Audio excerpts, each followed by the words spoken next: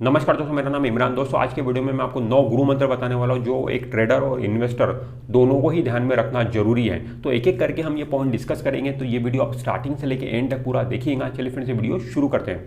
Friends सबसे पहला point है कि ट्रेडिंग और इन्वेस्टमेंट ये दोनों को हमें कभी भी मिक्स नहीं करना चाहिए। दोनों अपने आप में अलग चीज़ है, ठीक है। ट्रेडिंग अलग है और इन्वेस्टमेंट अलग है। बहुत सारे लोग क्या होते हैं कि एज ए ट्रेडर बन के स्टॉक मार्केट में आते हैं, बट बाद में जाके वो इन्वेस्टर बन जाते हैं। 100 रुपये पे वो कोई शेयर खरीदते हैं, उनका टारगेट होता है 105 होगा तो मैं बेच दूंगा, बट वो 105 होता नहीं है, गिरकर 95 90 हो जाता है, तो फिर उसको लॉन्ग टर्म के लिए होल्ड करके रख देते हैं, तो इन्वेस्टर बन जाते हैं। ट्रेडिंग के लिए लिया था बट एज ए इन्वेस्टमेंट उसको होल्ड कर रहे हैं शेयर को। कुछ लोग होते हैं जो इन्वेस्टर बन के शेयर मार्केट में आते हैं, मतलब लॉन्ग टर्म के लिए कोई शेयर खरीदते हैं वो, ठीक है, बट थोड़ा सा अगर वो बढ़ता है तो उसमें मुनाफा बुक कर लेते हैं। 100 रुपये पे शेयर खरीदा, 110 हुआ, बहुत सारे लोग बोलते हैं कि मुनाफा बुक कर लो, ब्रोकर भी बोलता है उनका मुनाफा बुक कर लो, तो मुनाफा बुक कर लेते हैं। तो इस तरीके का अप्रोच लोग अपनाते हैं स्टॉक मार्केट में। तो दोस्तों शेयर खरीदने के पहले हमारा पर्पस बिल्कुल क्लियर होना चाहिए कि ये शेयर मैं लॉन्ग टर्म के लिए खरीद रहा हूँ या फिर शॉर्ट टर्म के लिए खरीद रहा हूँ, कितने ड्यूरेशन के लिए खरीद रहा हूँ, बिल्कुल क्लियर होना चाहिए। क्या मैं ट्रेडर हूँ या मैं इन्वेस्टर हूँ, ठीक है। बहुत सारे लोग दोनों भी रोल प्ले करते हैं, ट्रेडर भी रहते हैं, इन्वेस्टर भी रहते हैं, बट कोई भी शेयर अगर आप खरीद रहे हो तो उसका पर्पस आपका क्लियर होना चाहिए कि कितने समय के लिए मैं ये शेयर खरीद रहा हूँ, कब तक मैं इसे होल्ड करूंगा, ठीक है, और उसको उसी तरीके से ट्रीट करना चाहिए। ट्रेडिंग और इन्वेस्टमेंट ये दोनों को मिक्स कभी भी नहीं करना चाहिए। दोस्तों ट्रेडिंग आपको टेक्निकल स्टडी देख के करना चाहिए। जो टेक्निकल चार्ट होता है, कैंडल स्टिक चार्ट, उसकी स्टडी आपको आना चाहिए, ठीक है। तो टेक्निकल जो चार्ट है, कैंडल स्टिक चार्ट, उसको आप सीखिए। अगर वो आपको नहीं आता है तो उसको जरूर सीखिए, क्योंकि वो ट्रेडिंग में बहुत ज़्यादा काम आता है। तो ट्रेडिंग हमेशा टेक्निकल चार्ट देखकर ही करें, ठीक है। इसकी उसकी टिप्स लेकर बिल्कुल भी काम ना करें। टिप्स आप ले सकते हो, दुनिया भर की टिप्स ले सकते हो, बट उनकी टिप्स पे आप अपनी स्टडी अप्लाई करो। अपने टेक्निकल चार्ट पे आप देखो कि सही में आपको लग रहा है कि वो शेयर खरीदना चाहिए, तो तभी आप वो शेयर खरीदें, ठीक है। तो टेक्निकल स्टडी आप जरूर आप सीखिए अगर आप ट्रेडिंग करना चाहते हो स्टॉक मार्केट में। और जो लोग ट्रेडर है उनको जरूर टारगेट और स्टॉप लॉस ये स्ट्रिक्ट लगाना चाहिए। Strict target and stop loss लगाकर ही काम करें। भले ही टारगेट लगाओ ना लगाओ, बट स्टॉप लॉस आप जरूर लगाओ, ठीक है।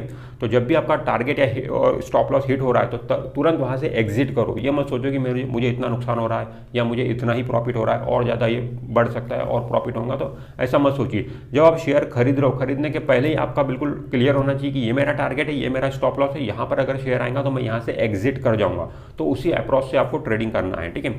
और जो इन्वेस्टर है उनको फंडामेंटल एनालिसिस आना जरूरी है। तो फंडामेंटल एनालिसिस कर ही आप इन्वेस्टमेंट के लिए कोई शेयर खरीदे। इन्वेस्टमेंट के लिए जब हम शेयर खरीदते हैं तो लॉन्ग टर्म के लिए शेयर खरीदते हैं, मतलब हम बोल सकते हैं कि कई सालों के लिए हम शेयर खरीद रहे हैं। और जब इतने सालों के लिए जब हम कोई शेयर खरीद रहे हैं तो उसका फंडामेंटल एनालिसिस हमें अच्छे से करना जरूरी है। फंडामेंटल एनालिसिस मतलब कंपनी की पूरी जन्म कुंडली हमको देखना पड़ता है कि ये कंपनी कैसी है, कंपनी क्या करती है, इनके प्रोडक्ट क्या है, इनकी डिमांड कैसी है, इनका मैनेजमेंट कैसा है, कंपनी पे कितने ज़्यादा कोर्ट केसेस है, कंपनी की असेट्स कितनी है, लाइबिलिटीज कितनी है, कर्जा कितना है कंपनी पे, बहुत सारी बातें, कई सारे रेशोज होते हैं, कई सारे नंबर्स होते हैं, बैलेंस शीट को समझना होता है, बहुत सारी बातें हैं फंडामेंटल एनालिसिस में। वो सब चीज़ें हमें देखना आना चाहिए। एज ए बिगिनर इतना आसान नहीं है सारी चीज़ें देखना, बट जैसे जैसे आप इसमें घुसोगे, आप करोगे तो सीखते चले जाओगे और धीरे धीरे आपको इसकी प्रैक्टिस होती जाएगी और आप फंडामेंटल एनालिसिस में भी अच्छे बनते चले जाओगे। तो जब भी आप लॉन्ग टर्म के लिए कोई शेयर खरीदो तो फंडामेंटल एनालिसिस कर ही वो शेयर हमें खरीदना है। और इन्वेस्टमेंट के लिए जो आप शेयर खरीद रहे हो फंडामेंटल एनालिसिस करके लॉन्ग टर्म के लिए खरीदे। कोशिश आपकी यही होनी चाहिए कि ये जो मैं शेयर ले रहा हूँ पूरी ज़िंदगी भर के लिए ले रहा हूँ। तो इस सोच से अगर आप फंडामेंटल एनालिसिस करोगे ना तो बहुत अच्छे से फंडामेंटल एनालिसिस कर पाओगे, ठीक है। तो हमेशा भले ही आप वो शेयर आज आपने लिया, 6 महीने के बाद में बेच दिया है, 2 साल के बाद में बेच दिया, ठीक है, वो बात अलग है। बट जब फंडामेंटल एनालिसिस करने के लिए आप बैठो तो आपका व्यू यही होना चाहिए कि मैं ये शेयर लॉन्ग टर्म के लिए खरीद रहा हूँ, मतलब पूरी ज़िंदगी भर के लिए खरीद रहा हूँ। उसी हिसाब से आप फंडामेंटल एनालिसिस करिए। दोस्तों जो ट्रेडर होते हैं, ट्रेडर को नुकसान से कभी भी घबराना नहीं चाहिए, क्योंकि दोस्तों ट्रेडिंग में नुकसान होना एक आम बात है, ट्रेडिंग में प्रॉफिट होना एक खास बात है, ठीक है।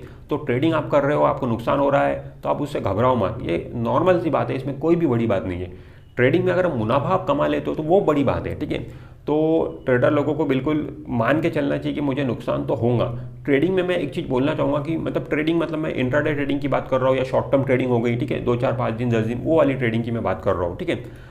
तो ट्रेडिंग में मैं आपको एक बात बोलूँगा कि ट्रेडिंग में अगर आप अपना लॉस अगर बचा लो तो वो भी बहुत बड़ी बात है। आप ट्रेडिंग कर रहे हो और अगर आपको लॉस नहीं, भले प्रॉफिट होना हो, लॉस नहीं है, तो भी आप बहुत बड़े सक्सेस पे हो एज ए ट्रेडर, मैं ये बोलूँगा। और दोस्तों जहाँ तक पैसे बनाने की बात है स्टॉक मार्केट में, तो पैसा तो आपका इन्वेस्टमेंट में ही बनेगा। जब आप लॉन्ग टर्म के लिए कोई शेयर खरीदते हो, क्वालिटी कंपनी खरीदते हो, तो पैसा वहीं पर बनता है और इतिहास भी गवाह इस बात का, ठीक है।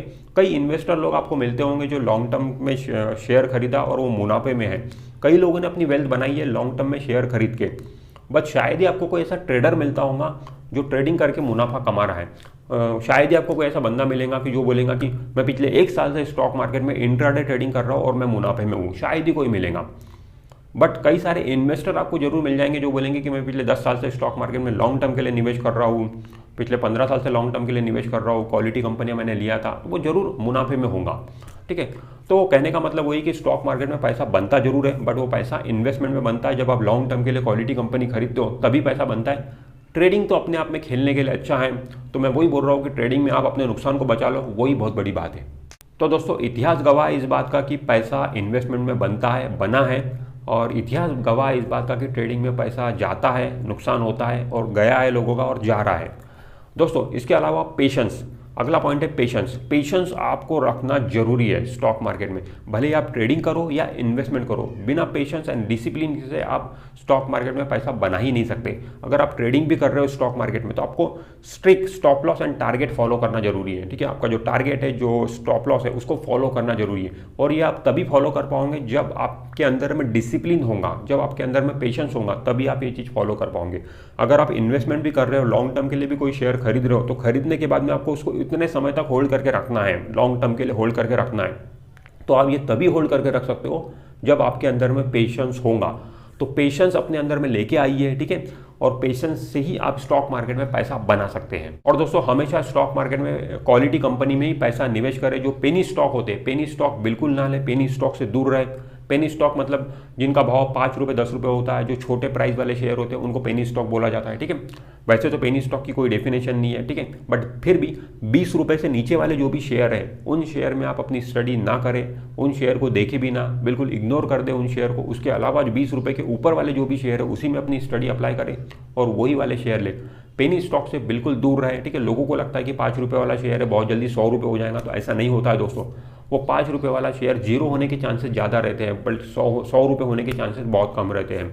तो पेनी स्टॉक से बिल्कुल भी दूर रहना। सिंपल आप दिमाग लगाइए, कोई शेयर का भाव आज की तारीख में 5 रुपये चल रहा है, और वो कंपनी इतने सालों से स्टॉक मार्केट में, आज नई कंपनी तो है ही नहीं, इतने सालों से स्टॉक मार्केट में रहने के बावजूद भी उसका भाव अगर 5 रुपये, इसका मतलब क्या है? इसका मतलब वो कंपनी में कोई भी दम नहीं है, वो कंपनी खराब है।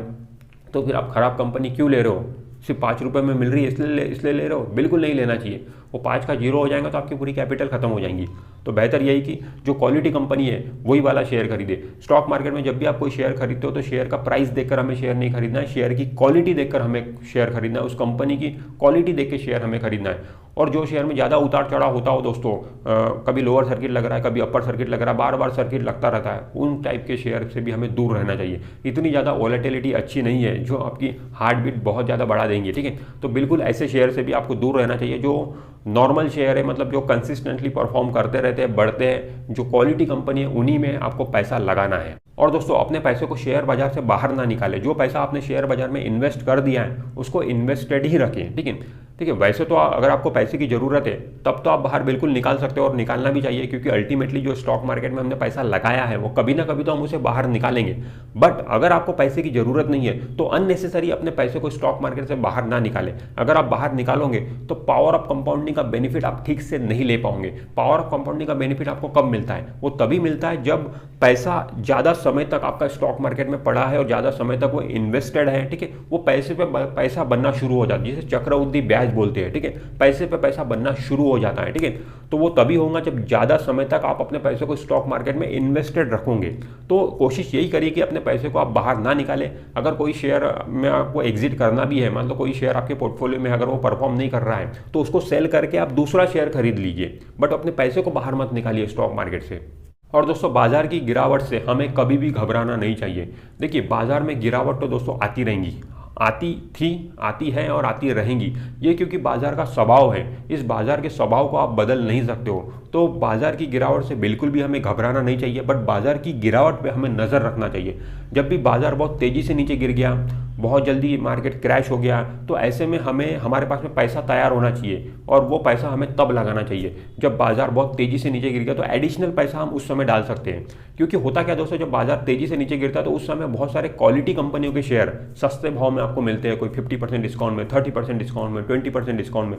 जब इतना सस्ता आपको शेयर मिल रहा है तो जरूर आपको उस क्वालिटी कंपनी में पैसा निवेश कर देना चाहिए। बट दोस्तों, दुख की बात ये होती है कि जब मार्केट क्रैश करता है तो लोगों के पास में पैसा होता ही नहीं है इन्वेस्ट करने के लिए, लोग फुल्ली इन्वेस्टेड होते हैं। तो वो गलती आपको नहीं करना है, कुछ एक पैसा जरूर आपको बचा के रखना है, चाहे वो सेविंग अकाउंट में रखो या फिर लिक्विड फंड में पार करके रखो।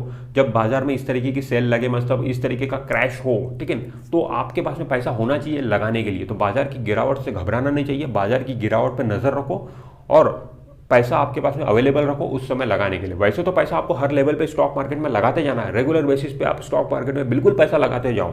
मार्केट को टाइम नहीं करना है, मैं मार्केट को टाइम करने की बात नहीं कर रहा हूँ, मार्केट को टाइम आप कर ही नहीं सकते और करना भी नहीं है। बट कभी कभी अपॉर्चुनिटी ऐसी मिल जाती है और ये अपॉर्चुनिटी आपको बता के नहीं आएंगी, सडनली आएंगी, अचानक आएंगी, तो पैसा आपके पास में तैयार रहेगा तो आप एडिशनल पैसा वहां पे लगा सकते हो। दोस्तों, गिरावट में शेयर खरीदने का फायदा यही है कि जो शेयर आप गिरावट में खरीदते हो उसमें आपको फायदा ज्यादा होता है, ठीक है। मान लो कोई शेयर आपने 100 रुपये पे खरीदा है, ठीक है, और वो शेयर गिरकर 100 से 50 हो गया, और 50 रुपये पे जब आप उस शेयर को खरीदोगे तो वापस से उसका भाव जब 150 रुपये होगा तो 50 पे जो आपने खरीदा है उसमें मुनाफा आपको ज्यादा होगा, ठीक है। तो गिरावट में बिल्कुल क्वालिटी कंपनी को शेयर हमें जरूर खरीदना चाहिए, बट एक बात ध्यान में रखना चाहिए कि गिरावट में कोई भी कचरा कंपनी के शेयर हमको नहीं खरीदना है। जो क्वालिटी कंपनी रहेंगी, अच्छी कंपनी रहेगी, उसी को हमें गिरावट में खरीदना है, ठीक है। इस बात को आपको ध्यान में रखना है। तो दोस्तों, ये कुछ बातें थी जो एज ए इन्वेस्टर और एज ए ट्रेडर आपको ध्यान में रखना जरूरी है। अगर आपको स्टॉक मार्केट में वेल्थ बनाना है तो डिसिप्लिन के साथ में आपको काम करना पड़ेगा, नॉलेज लेते रहना पड़ेगा, एक्सपीरियंस गेन करते रहना पड़ेगा, तभी आप एक अच्छे सक्सेसफुल ट्रेडर या फिर इन्वेस्टर बन सकते हो। तो फ्रेंड्स, इस वीडियो में इतना ही। अगर ये वीडियो आपको अच्छा लगा है तो वीडियो को लाइक जरूर कर दीजिए, और आपने अभी तक हमारे चैनल को सब्सक्राइब नहीं किया है तो चैनल को सब्सक्राइब करके बेल आइकॉन जरूर प्रेस कर दीजिए। मैं मिलता हूं आपसे नेक्स्ट वीडियो में, तब तक के लिए बाय बाय।